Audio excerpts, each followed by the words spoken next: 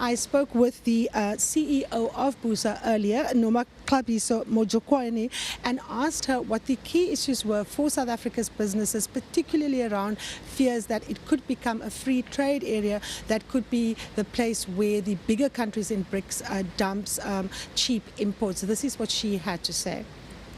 What we're raising as business is not anything new that we've raised for some time with regards to our trade policy with various other economic blocs, not only with the BRICS economic bloc.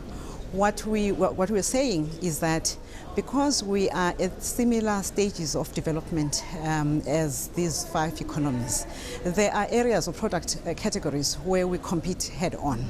And we need to be quite strategic in how we structure the sort of benefits that will arise out of and opportunities that will arise out of BRICS. We can't go for an open free trade area where South Africa is actually quite the most open in terms of an open economy currently, as compared to the other BRICS economies. So if we go for an open free trade, it will mean that we will have more of these imports from other BRICS economies, such as China.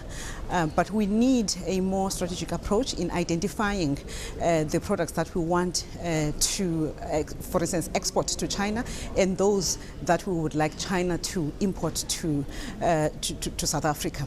Now, I was reading an article about the data and the accuracy of the data reflecting trade within the BRICS bloc, and there has been criticism that some of the data is in fact incorrect and that there needs to be an attempt to get accurate data so that the countries and businesses can actually work from a more empirical base.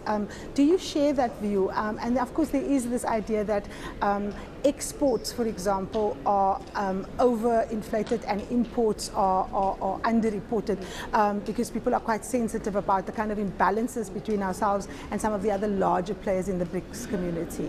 Well, what we've seen as business in analyzing the trade flows currently is not so much the inaccuracy of the data of export and imports between the BRICS community.